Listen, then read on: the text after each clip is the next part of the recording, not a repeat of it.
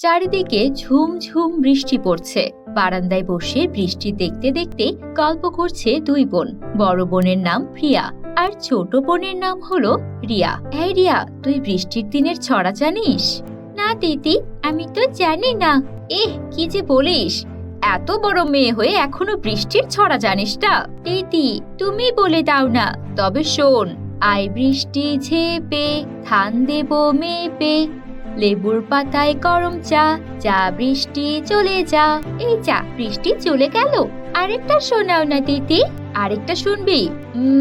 আচ্ছা দাঁড়া। বৃষ্টি এলো টাপুর টুপুর, নদী এলো বান, আমাদের রিয়ার বিয়ে হবে, করব মজা পান। অনেকক্ষণ হলো বৃষ্টি হচ্ছে। এদিকে দুই বোন ছড়া কাটতে কাটতে ক্লান্ত হয়ে গেল। তাদের অনেক ক্ষুধাও পেয়েছিল, তাই তারা ঘরে চলে এলো। মা, ও মা, মা। হ্যাঁ রে মা, বল, কি ডাকছিস কেন? আমাদের খুব ক্ষুধা পেয়েছে মা। আর একটু দাঁড়া মা, আমার রান্না প্রায় শেষ। রান্না শেষ করে মা তার দুই মেয়েকে খাবার খেতে দিল। ওয়াও মা, আজকে দেখছি খিচুড়ি রান্না হয়েছে, অনেক মজা হবে। বৃষ্টির দিনে খিচুড়ি খেতে ভারী মজা। থ্যাংক ইউ মা। বৃষ্টির দিনে গরম গরম খিচুড়ি রান্না করলাম। তোদের দুই বোনের তো খিচুড়ি হলে আর কিছু লাগে না। নে নে, খেয়ে নে, খেয়ে দেখ তো কেমন হলো। শুধু খিচুড়ি রান্না করেছো মা? হ্যাঁ রে, ঘরে যে আর কিছুই নেই। এই শুধু শুধু খিচুড়ি খেতে আমার ভালো লাগে না মা। এখন খেয়ে নে, রাতে বাবুদের বাসায় কাজ আছে, কাজ করে মাছ নিয়ে আসবো। খাওয়া শেষ করে মা বলল, আমি চললাম রে মা, আজ অনেক রান্না করতে হবে। শহর থেকে বাবুর আত্মীয়রা আসবেন। ঠিক আছে মা, যাও, তাড়াতাড়ি রান্না শেষ করে চলে এসো কিন্তু। এরপর মা বাবুর বাড়িতে চলে গেল কাজ করতে। গিয়ে দেখে বাবু খবরের কাগজ পড়ছেন। সাজেদাকে দেখে বাবু বললেন, তোমার এতক্ষণে আসার সময় হলো সাজেদা? বাড়ির মেয়ে দুটোকে রেখে আসতে একটু দেরি হয়ে গেল বাবু। যাও যাও, হাত চালিয়ে রান্না শুরু করো, ওরা বুঝি চলেই আসলো, এত দেরি করো না। এদিকে প্রিয়া তার ছোট বোনকে পড়াচ্ছে। ওই দেখা যায় তাল গাছ, ওই আমাদের গা, ওইখানেতে বাস করে কানা বগির ছা। আরে বাহ রিয়া, তুই তো বেশ ভালোই ছড়া পড়তে শিখে গেছিস। দিদি, আমার না খুব ইলিশ মাছ খেতে ইচ্ছে করছে। ইলিশ মাছ? সে তো অনেক দাম রে। আচ্ছা, আজকে মা বাড়িতে আসুক, আমি বলবো মাকে। ঠিক আছে দিদি। এদিকে সাজেদা রান্না করছিল। এমন সময় সেখানে বাবু হাজির হলো। কিরে, তোর কি রান্না শেষ হলো? হ্যাঁ বাবু, সব রান্না শেষ। বেশ বেশ, শোন, যাওয়ার সময় তোর মেয়েদের জন্য কিছু নিয়ে যাস। ঠিক আছে বাবু। রান্না শেষ করে সাজেদা মেয়েদের জন্য খাবার নিয়ে বাড়ি ফিরে আসে। মা এসেছে, মা এসেছে। হাই মা, ঘরে চল, তোদের জন্য খাবার নিয়ে এসেছি। তোমরা যাও মা, আমি থালা বাসনগুলো ধুয়ে আসছি। এরপর বাবুর বাড়ি থেকে নিয়ে আসা খাবারগুলো সাজেদা মেয়েদের খেতে দেয়। ওয়াও, কত বড় মাছ! মা, এত বড় মাছ আমি প্রথমবার দেখছি। আজ বাবুর বাড়িতে শহর থেকে বড় বড় লোক আসবে, তাই বড় বড় মাছ রান্না করেছি। মা শোনো না, একটা কথা বলবো। বল, কি বলবি? আজকে রিয়া ইলিশ মাছ খেতে চাচ্ছিল। হ্যাঁ মা, আমার না বৃষ্টির দিনে খিচুড়ির সাথে ইলিশ মাছ খেতে ভারী ইচ্ছে করছে। ইলিশ মাছের তো অনেক দাম রে মা। আচ্ছা, আমি বাবুকে বলে দেখবো। পরের দিন সকালবেলা সাজেদা বাজারে যায় ইলিশ মাছের দাম জানতে। এই যে দাদা, ইলিশ মাছের দাম কত? ইলিশ মাছের দাম প্রতি কেজি 700 টাকা। আচ্ছা দাদা, আমাকে কয়েক টুকরো ইলিশ দেওয়া যায় না? না না না, এত দামের মাছ, এই মাছ কেটে বিক্রি করা যাবে না। সাজেদা বাড়ি এসে কাঁদতে কাঁদতে ভাবছিল, হায় রে আমার পোড়া কপাল, মেয়েদের ভালো কিছু খাওয়াতে পারি না। মেয়েটা ইলিশ মাছ খেতে চাইলো, সেটাও খাওয়াতে পারলাম না। সাজেদা এসব ভেবেই কান্না করছিল। তখন সেখানে রিয়া এলো। কি হয়েছে মা, তুমি কাঁদছো কেন? না রে মা, আমি কাঁদছি না তো। আমি দেখেছি তো মা, তোমার চোখ দিয়ে জল গড়িয়ে পড়ছে, চোখ দুটো কেমন লাল হয়ে আছে। ও কিছু না, যা তো, তুই খেলা কর গিয়ে। না মা, আমি জানি তুমি কেন কান্না করছো। পাগলি কোথাকার, অনেক বড় হয়ে গেছিস মনে হচ্ছে, পাকা পাকা কথা শিখেছিস। এরপর সাজেদা বাবুর কাছে যায়। সাজেদাকে দেখে বাবু বলেন, কি রে সাজেদা, তোর শরীর ঠিক আছে তো? এমন ক্লান্ত দেখাচ্ছে কেন তোকে? জি বাবু, আমি ঠিক আছি। তা তোর মেয়েরা ঠিক আছে তো? তোকে কেমন অন্যরকম লাগছে? কি হয়েছে বল আমাকে। এতদিন ধরে আমার বাড়িতে কাজ করিস, কখনো তো কিছু বলিস না। তোর শরীর ঠিক আছে, তাহলে তোকে এমন দেখাচ্ছে কেন? কি হয়েছে বল তো আমাকে। ওরা ঠিক আছে তো? হ্যাঁ বাবু, ওরা ভালোই আছে, ওদের নিয়ে কোনো চিন্তা নেই। বলছি, মেয়েদের দিকে একটু খেয়াল রাখিস, মানুষের মতো মানুষ করবার চেষ্টা করিস। একা হাতে সংসার চালাচ্ছিস। তোর স্বামীর মৃত্যুর পর তোকে তো দেখছি কি হাড় ভাঙা খাটুনি করে মেয়েদের প্রতি এমন কষ্ট করে যাচ্ছিস। তোর মেয়েরা অবশ্য ভালো, পড়াশোনা মন দিয়েই করে, চিন্তা করিস না, একদিন তোর সব দুঃখ দূর হয়ে যাবে। গরিবের আবার সাধ্য কি বাবু, মানুষের মতো মানুষ হওয়ার? আমি গরিব, আমার মেয়েরা কি আর ধনী হতে পারবে? ওদের কি আর জীবনে ভালো কিছু হওয়া হবে? ওদেরকে তো আমি অত পড়ালেখা করানোর চিন্তাও করতে পারি না। এখন তো সবকিছুরই অনেক দাম, পড়ালেখা করাতেও অনেক টাকা খরচ করতে হয়। ওরে পাগলি, সবারই বাঁচার প্রয়োজন আছে। আর আমি তোর মেয়েদের দেখেছি, ওরা অনেক মেধাবী। দেখবি ওরা একদিন তোর মুখ উজ্জ্বল করবে, ওরা একদিন অনেক ভালো কিছু হবে। এটা তুই মিলিয়ে নিস। এবার বল তো কি হয়েছে, তোর মুখে হঠাৎ এমন কথাবার্তা কেন? কি নিয়ে এত দুঃখ পাচ্ছিস বল আমাকে। না বাবু না, গরিবের শুধু ধুকে ধুকে মরার কথা। ওরা বড় স্বপ্ন দেখতে পারে না। মেয়েগুলোকে ওদের ইচ্ছে মতো কিছু খাওয়াতেও পারি না। আমি যে মা নামের কলঙ্ক বাবু, আমি ওদের জন্য কিছুই করতে পারি না। মেয়েগুলোর জন্য শুধুই কষ্ট হয়। আজ ওদের বাবা বেঁচে থাকলে এই দিন দেখতে হতো না। আমি আর ওদের কি বা দিতে পারি? আমার বড় মেয়েটা তাও সব বোঝে, ছোটটা যে বোঝার চেষ্টা করে না।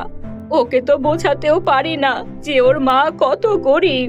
আহা, তুই তখন থেকে কেঁদেই যাচ্ছিস, আমি আছি তো নাকি? তুই আমার পরিবারের জন্য অনেক করেছিস। তোর কিছু লাগলে তুই শুধু আমাকে বলবি। তুই কি আমাকে পর ভাবিস নাকি? এতদিন ধরে আমার বাড়িতে কাজ করছিস, আমার ছেলে মেয়েদেরও তুই দেখাশোনা করেছিস। তোর মতো সৎ মানুষ আমি আর দুইটা দেখিনি। বল তো কি হয়েছে, এত কান্নাকাটি কেন করছিস আমাকে বল, আমি কিছু একটা ব্যবস্থা করছি। কি আর বলবো বাবু, মেয়ে শুধু একটা ইলিশ মাছ খেতে চেয়েছিল, তাও জোটাতে পারিনি। বাজারে গিয়েছিলাম, ইলিশ মাছের যা দাম, আমরা গরিবরা তো ও মাছ ছুঁয়েও দেখতে পারবো না। বললাম কয়েক টুকরো কেটে দিতে, তাও দিল না। এবার বলেন, মেয়েটাকে যদি ইলিশ মাছও না খাওয়াতে পারি, কেমন মা হলাম? আহা, তুই এটার জন্য এত কান্না করছিস?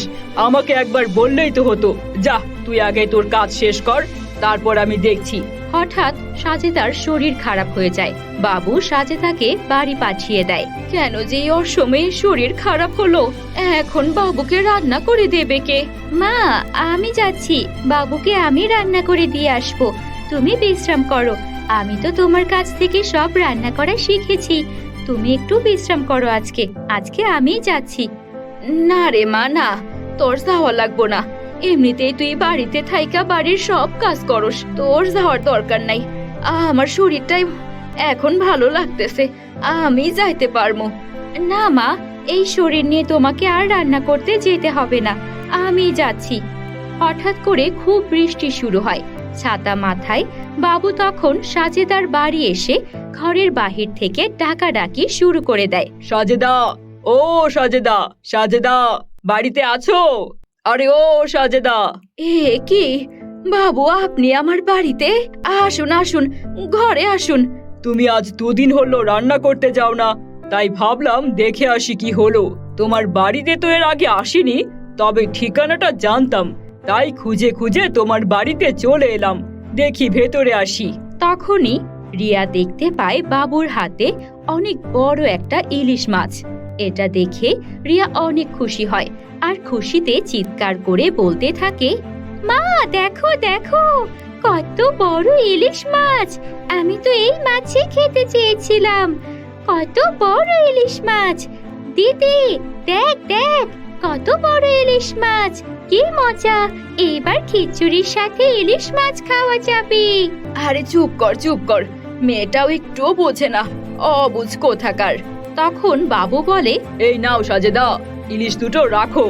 এই এত বড় ইলিশ মাছ, বাবু আপনি নিয়ে এসেছেন? ইলিশ মাছের তো অনেক দাম, এগুলো তো অনেক বড় বড়। কম করে হলেও 10 কেজি ইলিশ মাছ হবে।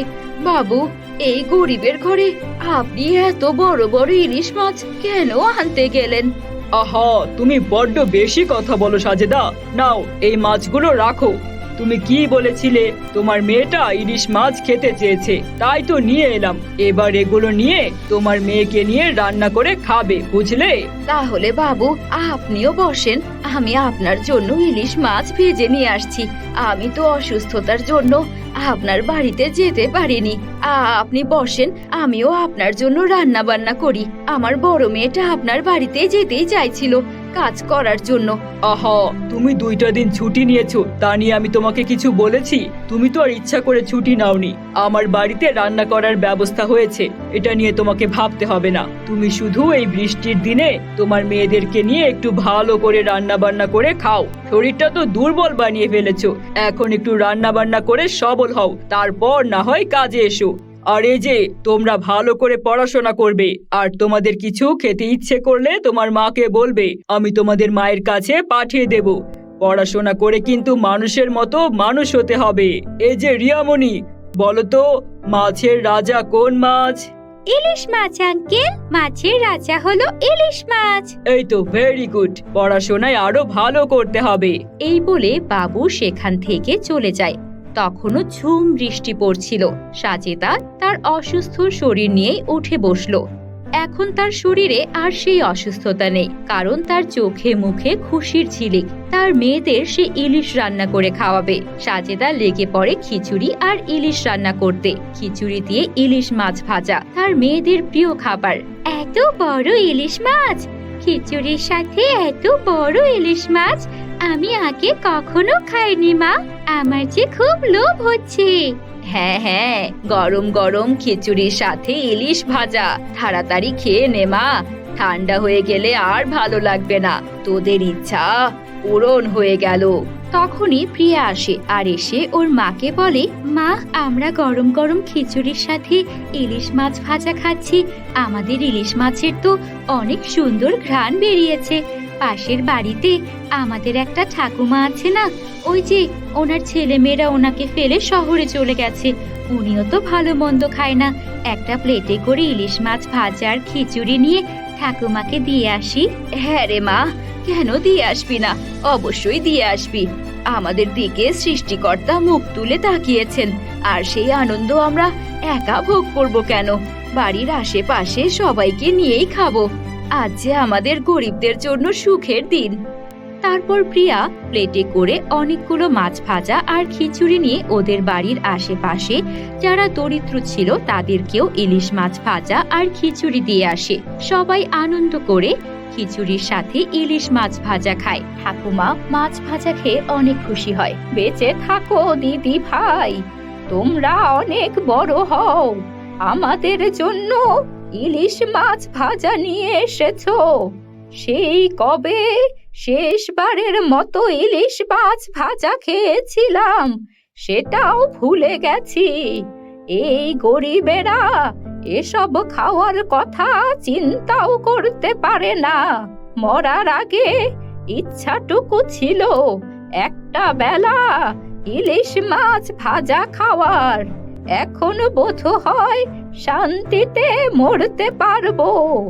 তোমরা দুই বোন এভাবেই গরিব দুঃখীর পাশে থেকো। ও ঠাকুমা, মরার কথা কেন বলছো? এখনো তো অনেক দিন বাঁচা বাকি। আমরা যখন বড় বড় চাকরি করব, অনেক টাকা কামাবো, তখন এমন ইলিশ মাছ ভাজা রোজ খেতে পারবে গো। তোমরা তোমাদের স্বপ্ন পূরণ করো।